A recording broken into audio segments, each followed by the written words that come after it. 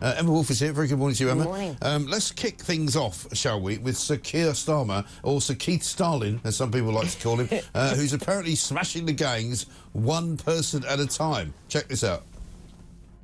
It is good news that today a man suspected of being a significant supplier of small boat equipment has been arrested.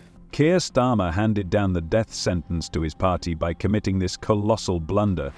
The streets are filled with hatred for Labour, and frankly, who can blame them for that? But this time, Starmer didn't just make a mistake. He crossed a line beyond which there is no return. His decision is so absurd that it seems as if he signed his own sentence. This action will inevitably cut his days in office in half and leave his party on the edge of the abyss. Criminal gangs have been getting away with this for far too long. I want to thank the UK National Crime Agency, along with their Dutch and Belgian counterparts, for all their hard work and their crucial role in this investigation. It's exactly what we want to see.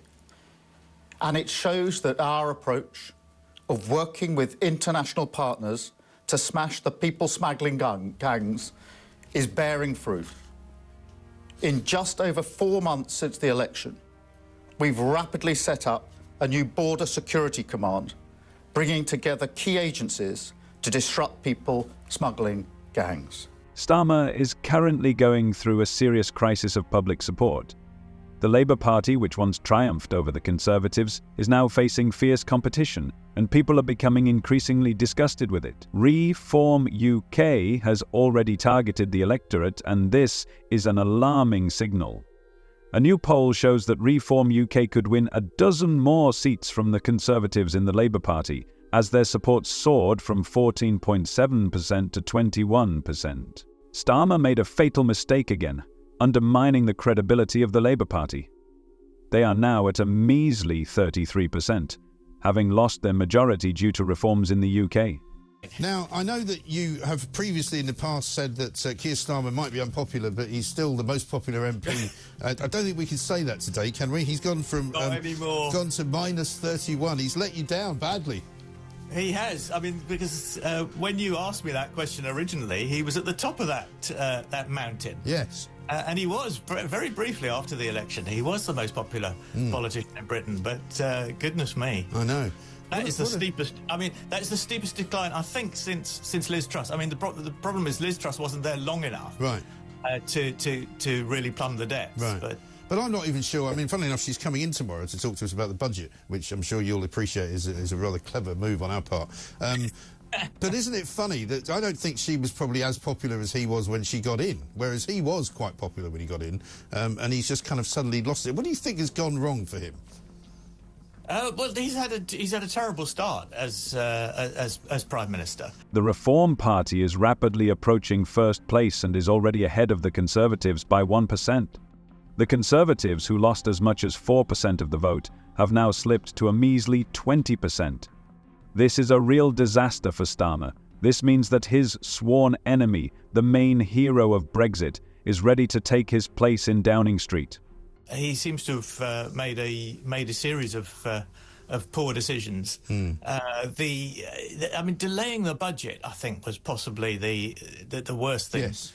Because it's just allowed weeks and weeks of speculation and people being scared that they're going to be clobbered in one way or another. And, you know, many of them are going to be clobbered. But, I mean, you know, it probably isn't going to be as bad as people have feared by the time we get to tomorrow. It might not be, but damage is done. But of course the damage is done, as you say, and of course the Speaker of the House is also having a go at Labour because every time he looks around there's somebody leaking more details of the budget, which they're not supposed to do. Well, we all know perfectly well that no one will miss him when he's gone.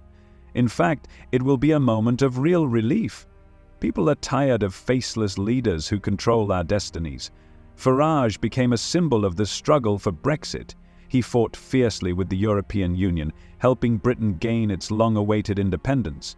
He was at the height of his fame when he proclaimed the Independence Day of Great Britain, and it was really a triumph.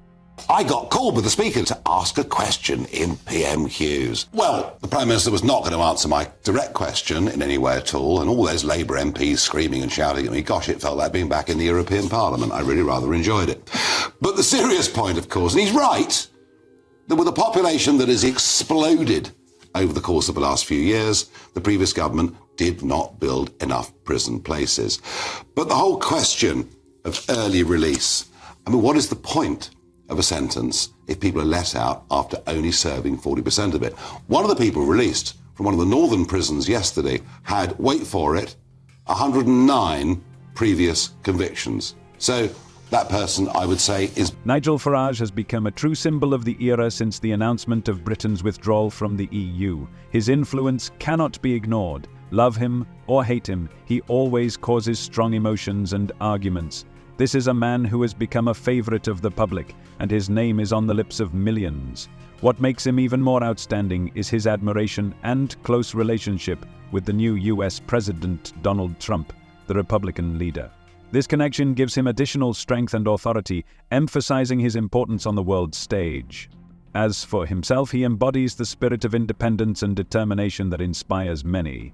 Farage is not just a politician, he is a man who has become a symbol of the struggle for freedom and self-government, and his influence continues to grow, leaving an indelible mark on history. You have a man from Europe, I don't know if he's here, I saw him backstage.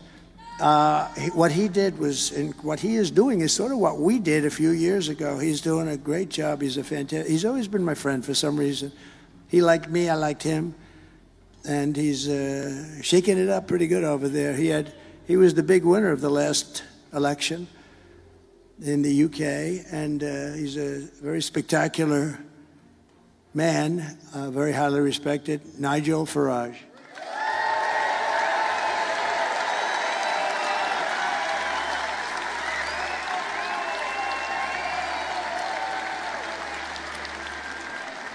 Starmer can safely say goodbye to his dreams of rapprochement with the Republican camp because he and his team managed to really piss off Trump. This is not just a setback, it is a disaster that has befallen his ambitions. Now that Trump is back in power, Farage is ready to become one of the most influential people in Britain. And let's be honest, Starmer is probably in a panic. Farage is approaching a position from which he can grab him by the scruff of the neck and remind him that the real game is just beginning. Next week, something truly grandiose awaits us, capable of radically changing the course of reform.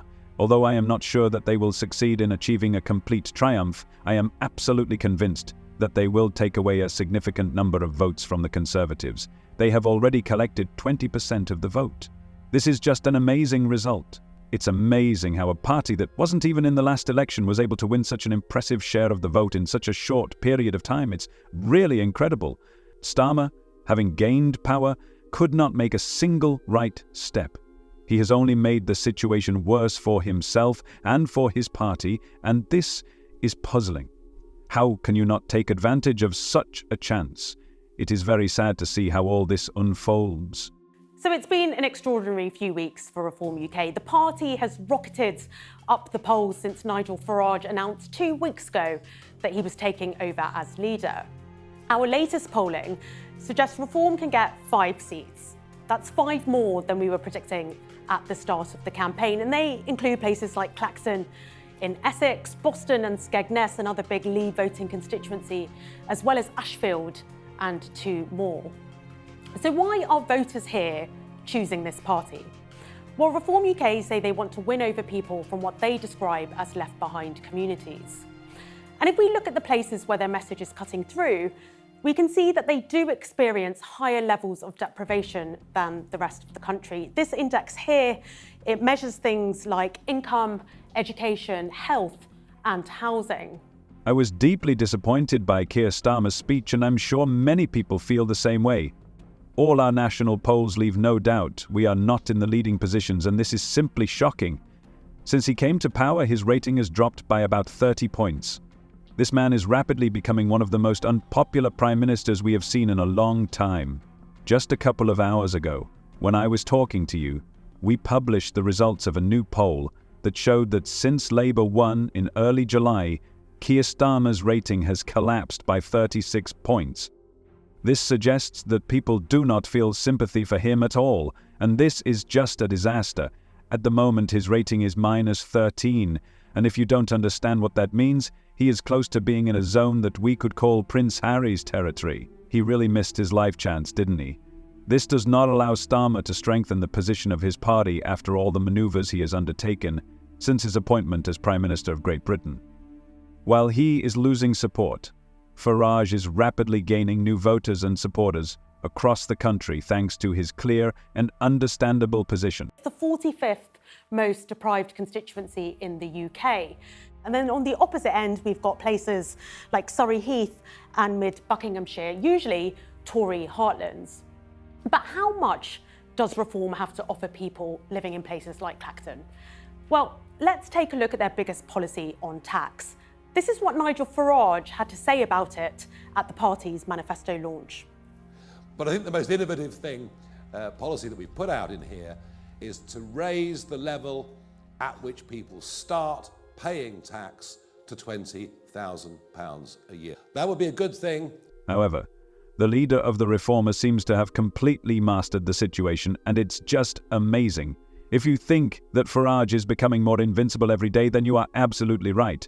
And Nigel Farage confidently occupies a leading position, does not relax for a minute, and faithfully performs his duties. This is what won him the sincere sympathy of people, and it is impossible not to notice how his popularity is growing rapidly. His exponentially increasing power creates a real political trap for Starmer, and it's just exciting to watch. What do you think about this video? Share your thoughts in the comments. See ya.